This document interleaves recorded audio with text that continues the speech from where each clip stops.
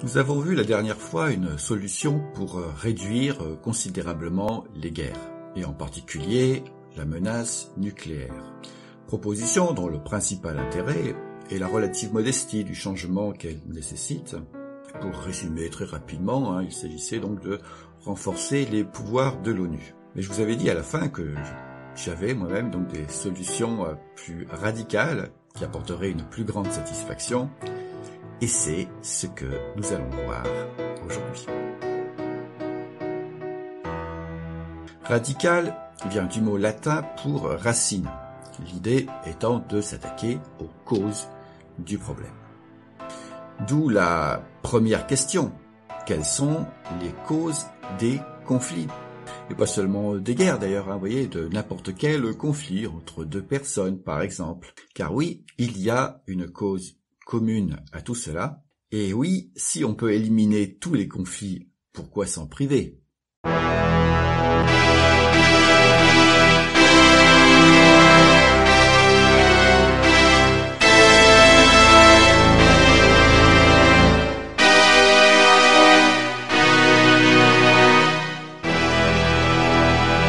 Comme souvent, il y a plusieurs facteurs à considérer. Mais généralement, à l'origine d'un conflit, un conflit important, il y a une divergence d'objectifs, mais pas n'importe laquelle. Considérons X et Y. X va faire de la marche à pied et Y veut lire un livre. Il y a bien divergence d'objectifs. Mais y a-t-il conflit pour autant ? Bien sûr que non, puisque rien n'empêche X de marcher et Y de lire. Il ne suffit donc pas que les objectifs soient distincts. Il faut en fait qu'ils soient évidemment incompatibles. Mais même cela n'est pas suffisant. Mettons que X et Y jouent ensemble aux échecs. Chacun d'eux a bien pour objectif de gagner. Et leurs objectifs sont bien incompatibles, puisqu'il ne peut y avoir qu'un seul gagnant. Cela va-t-il occasionner un conflit ? Que nenni, tout simplement parce qu'aucun des deux n'est fortement attaché à ce résultat. Ce qui l'intéresse avant tout étant bien sûr le plaisir de jouer. On voit donc que la cause des conflits est une incompatibilité d'attachement, et même que le conflit sera d'autant plus fort que les protagonistes seront fortement attachés à donc des objectifs incompatibles. Notons que même si cette cause n'entraîne pas systématiquement un conflit proprement dit, un combat, je veux dire quelque chose de saignant, eh bien elle entraîne au moins une frustration d'un des deux protagonistes, de la souffrance donc. C'est pourquoi elle constitue déjà un problème en elle-même. Raison de plus de s'y attaquer. Et c'est sans doute pour ça que l'on appelle souvent cette incompatibilité un conflit. Un conflit au sens large donc, par opposition à une véritable agression.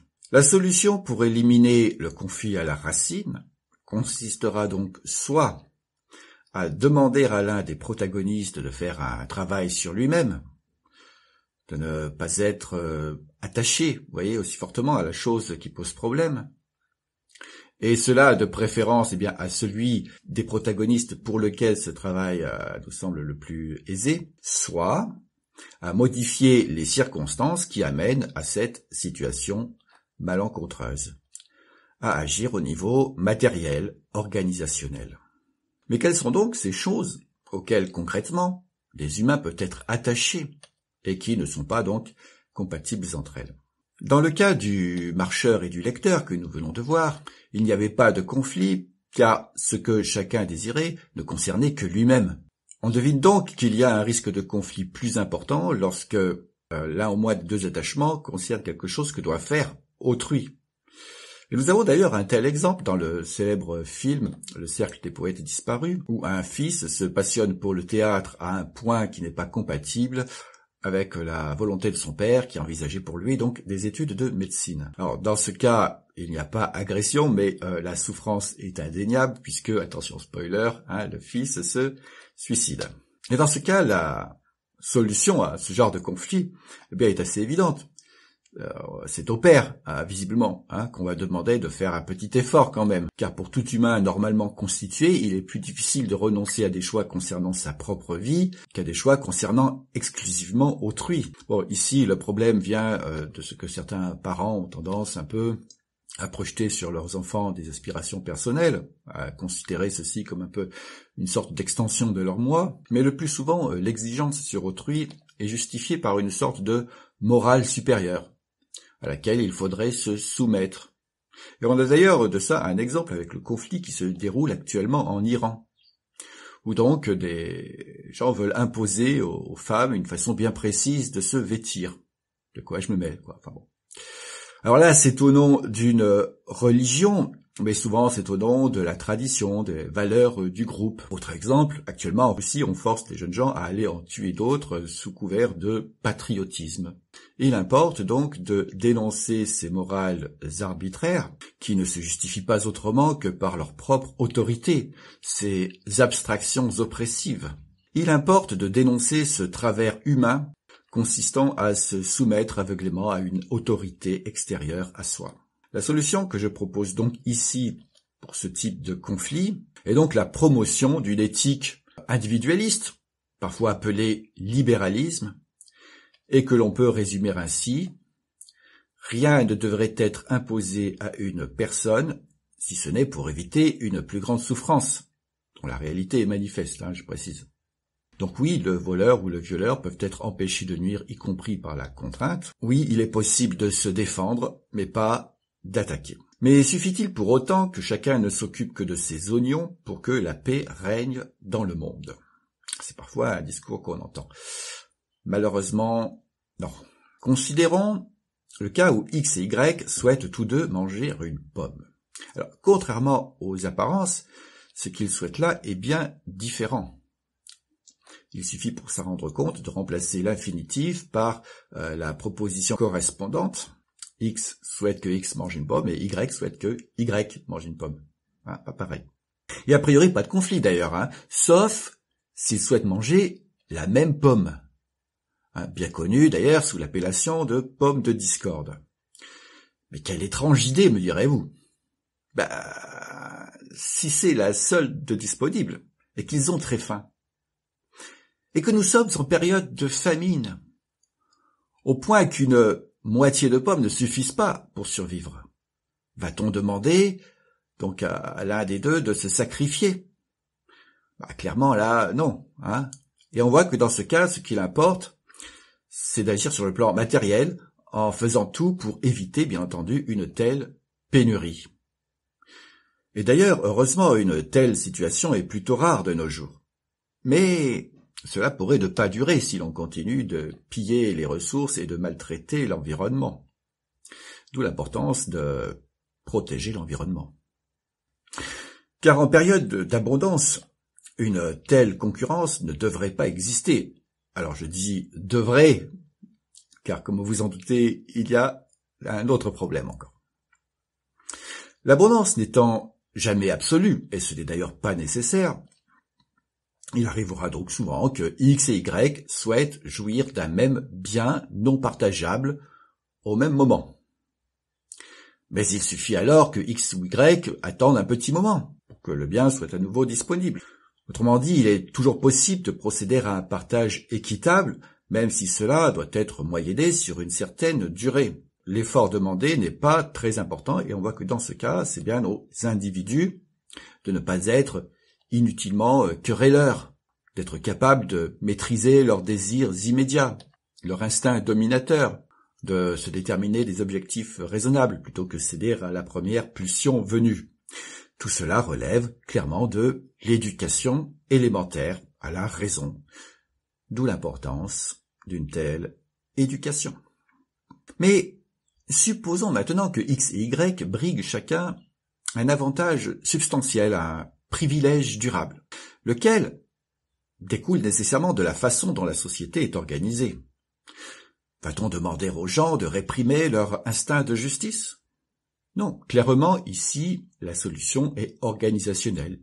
Il va s'agir de mettre en place une société plus juste, où par exemple, les tâches les plus pénibles, vous voyez, ou les plus agréables, seraient équitablement partagées, ou du moins, justement, rétribuées.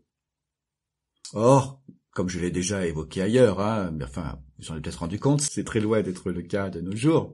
Et cela pourrait être grandement améliorée. Et je vous renvoie bien sûr à ce sujet à mes propositions économiques.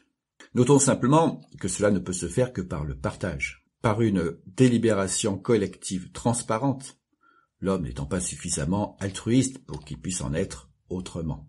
Oh, eh bien, on a pas mal progressé, là. Mais est-ce terminé? Toutes ces mesures vont-elles suffire à nous préserver des conflits? Eh bien, pour en avoir le cœur net, supposons que le monde ne soit plus constitué que de nations démocratiques, respectueuses de la liberté individuelle, avec un minimum d'éducation à la sagesse, et une économie juste. Il est toujours permis de rêver. Bon. Eh bien, tout naturellement, chaque nation cherchera à maximiser le bien-être de ses citoyens. Sauf que pour ce faire, elle va souvent se retrouver en compétition avec les nations voisines. Situation qui, comme nous venons de le voir, se traduit par des nuisances mutuelles. Par exemple, un barrage sur un fleuve pour mieux irriguer ou produire de l'électricité pourra priver d'eau les pays situés en aval. Et comment gérer la distribution des ressources naturelles très inégalement réparties à la surface du globe? Et encore là, je me place dans la situation où les frontières entre États ne souffrent pas la moindre contestation. Or, celles-ci sont très arbitraires. Et vous savez peut-être qu'aujourd'hui, ce genre de contestation ne manque pas. Bref, non seulement les conflits au sens large ne vont pas manquer, mais du fait d'un certain nombre de mécanismes psychologiques, eh bien le risque de guerre est loin d'être négligeable. Alors parmi ces mécanismes, il y a le fait que l'on voit plus facilement les responsabilités d'autrui que les siennes, et de préférence d'ailleurs d'un autrui aussi éloigné que possible, que l'on a tendance à attribuer à l'ensemble d'une population les pires travers observables en celle-ci, travers d'autant plus probables que cette population est nombreuse, à répondre à la provocation ou à ce que l'on perçoit comme tel, et donc à agresser plus que l'on ne l'a été du fait des biais que je viens d'évoquer, d'où un accroissement exponentiel de la violence. À quoi il convient d'ajouter la tendance à se soumettre aveuglément au premier idéal qui nous est présenté, ce que j'ai déjà évoqué, et d'où le fanatisme nationaliste, qui va parfois d'ailleurs jusqu'à confondre défense et agression, suivez mon regard.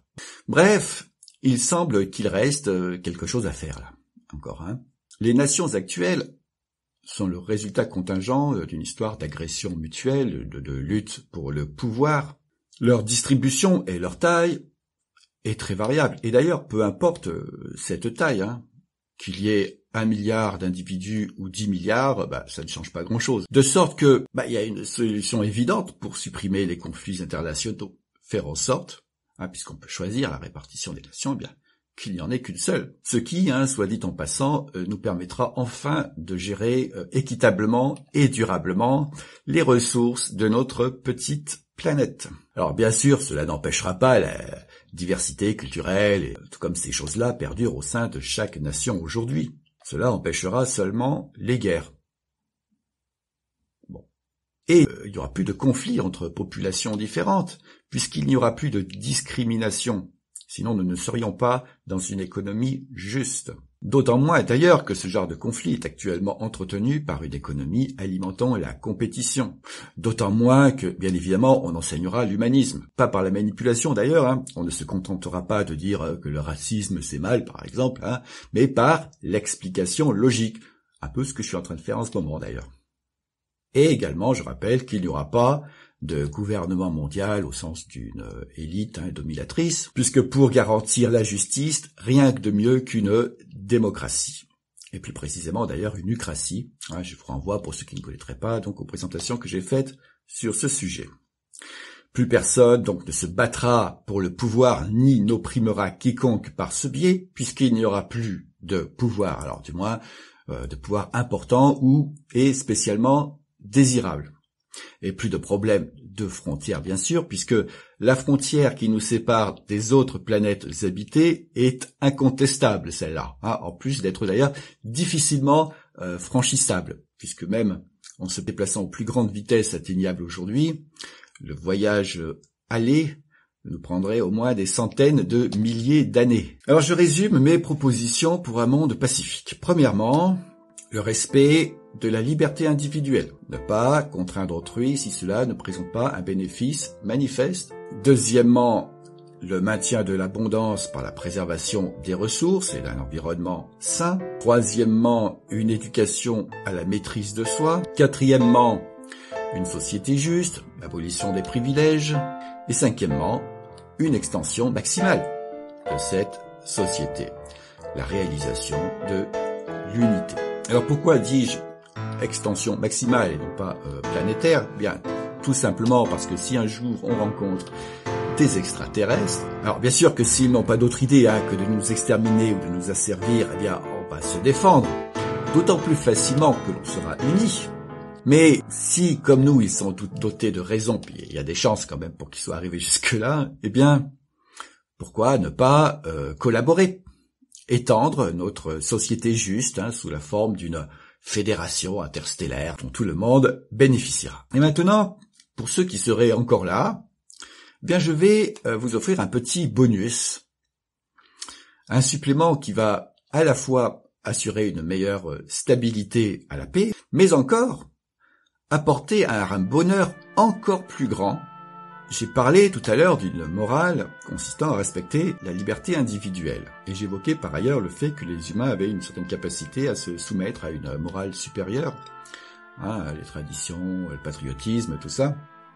Pourquoi donc ne pas cultiver une morale du bien commun, du dévouement au service de la justice? Et que dis-je de notre patrie universelle?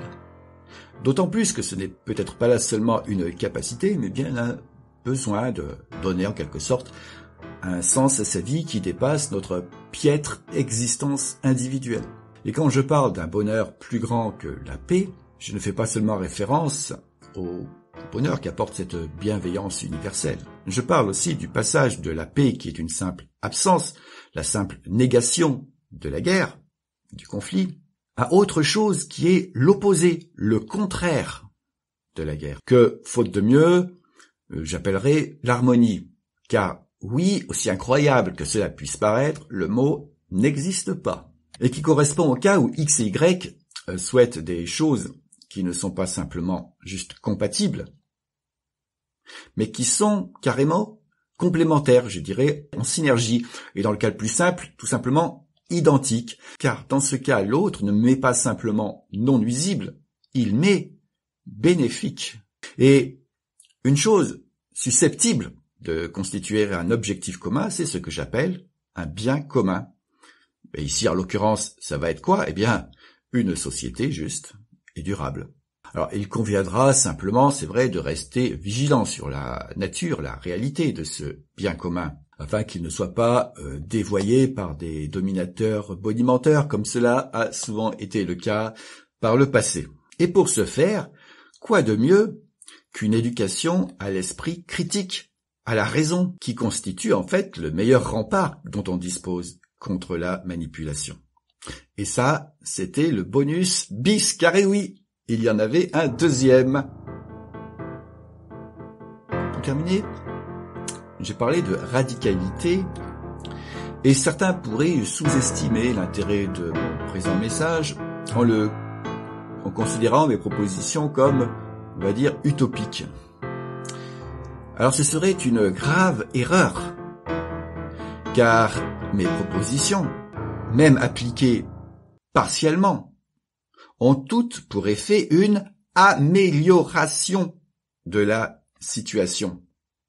Ne rien faire parce qu'il est en effet improbable de parvenir du jour au lendemain à un monde sans conflit serait stupide. Parce que non, ce n'est pas comme ça que ça fonctionne. On a simplement le choix d'agir ou pas pour améliorer les choses, pour se rapprocher d'un tel monde. Un monde plus sûr, avec moins de conflits, d'oppressions et de souffrances. Ce serait déjà pas mal. De sorte que celui qui ne fait rien, voire s'adonne au fatalisme, est responsable de la situation actuelle. Et c'est bien parce que le fatalisme, le cynisme et la paresse dominent aujourd'hui qu'il y a tant de problèmes dans le monde.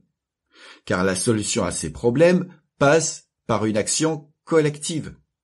Plus nous serons nombreux à nous mobiliser, et pour commencer à passer le message, eh bien, mieux ce sera. Pour ce qui est de mes propositions éducatives, de la promotion d'une morale, vous voyez bien que chacun peut faire quelque chose à son niveau, même si en effet un chef d'État, par exemple, pourrait faire beaucoup plus. Et même mes propositions économiques peuvent être testées à petite échelle, avant d'être appliquées à l'échelle d'un État. Et même ma proposition mondialiste, ou devrais-je dire bien sûr un altermondialiste, n'est pas si inaccessible que ce que l'on pourrait penser. Il suffit par exemple qu'un État se déclare OK pour une fusion avec les autres États qui le souhaitent, ce qui sera d'ailleurs tout à fait naturel pour tout État ayant fait le choix de l'Ucratie. Et petit à petit, vous voyez bien que la nation universelle croîtra par association. Alors, dans quel camp êtes-vous? Quel est le sens de votre vie? Telle est la question. Ferez-vous, comme moi ici, le choix de la raison et de la bienveillance, conduisant à l'harmonie, ou préférez-vous faire celui, par défaut, de la conflictualité, nous conduisant, selon toute vraisemblance, à l'apocalypse? Chacun est libre. Vous êtes libre. Simplement pensez aux conséquences et à votre responsabilité. Bonne réflexion.